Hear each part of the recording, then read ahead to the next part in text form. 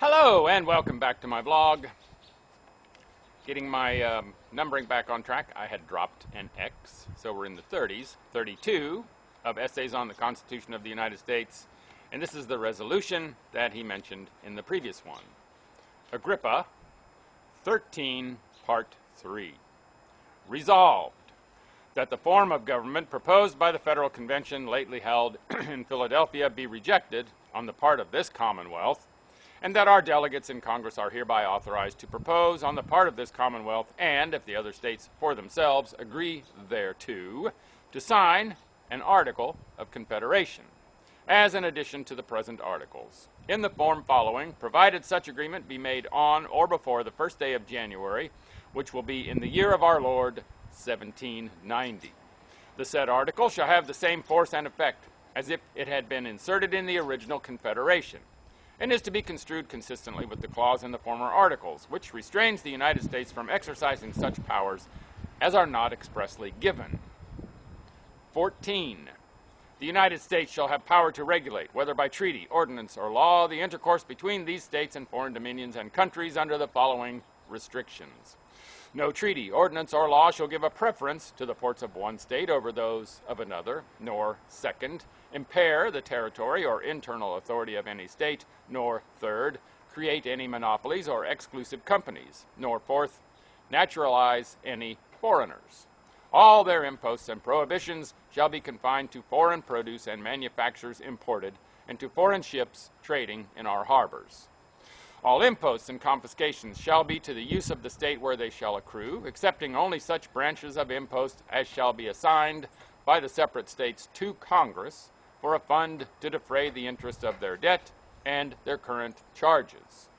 In order the more effectually to execute this and the former articles, Congress shall have authority to appoint courts, supreme and subordinate, with power to try all crimes not relating to state securities between any foreign state or subject of such state actually residing in a foreign country and not being an absentee or person who has alienated himself from these states on the one part and any of the United States or citizens thereof on the other part. Also shall causes in which foreign ambassadors or other foreign ministers resident here shall be immediately concerned, respecting the jurisdiction or immunities only. And the Congress shall have authority to execute the judgment of such courts by their own affairs. Piracies and felonies committed on the high seas shall also belong to the Department of Congress for them to define, try, and punish in the same manner as the other causes shall be defined, tried, and determined. All the before-mentioned causes shall be tried by jury and in some seaport town, and it is recommended to the General Court at their next meeting to provide and put Congress in possession of funds arising from foreign imports and ships sufficient to defray our share of the present annual expenses of the continent. And that's the end of that article. Such a resolve, explicitly limiting the powers granted, is the farthest we can proceed with safety. The scheme of accepting the report of the convention and amending it afterwards is merely delusive.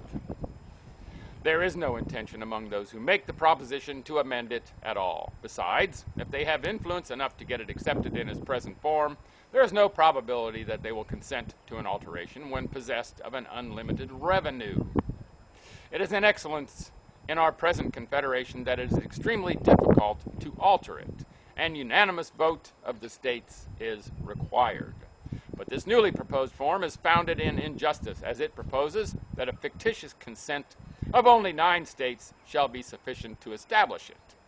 Nobody can suppose that the consent of a state is anything more than a fiction in the view of the Federalists after the mobbish influence used over the Pennsylvania Convention. The 2 great leaders of the plan, with the modesty of Scotsmen, placed a rabble in the gallery to applaud their speeches and thus supplied their want of capacity in the argument.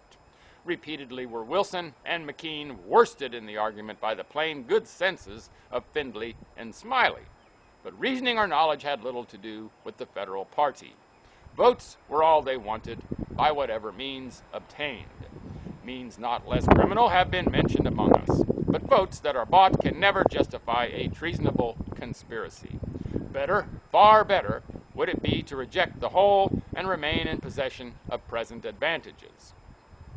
The authority of Congress to decide disputes between states is sufficient to prevent their recurring to hostility, and their different situation, wants, and produce is a sufficient foundation for the most friendly intercourse.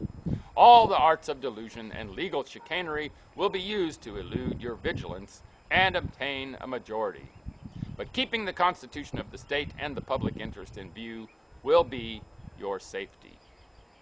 Parenthetically, we are obliged, contrary to our intention, to postpone the remainder of Agrippa till our next. End parenthetical expression. Make it a great day, and bye for now.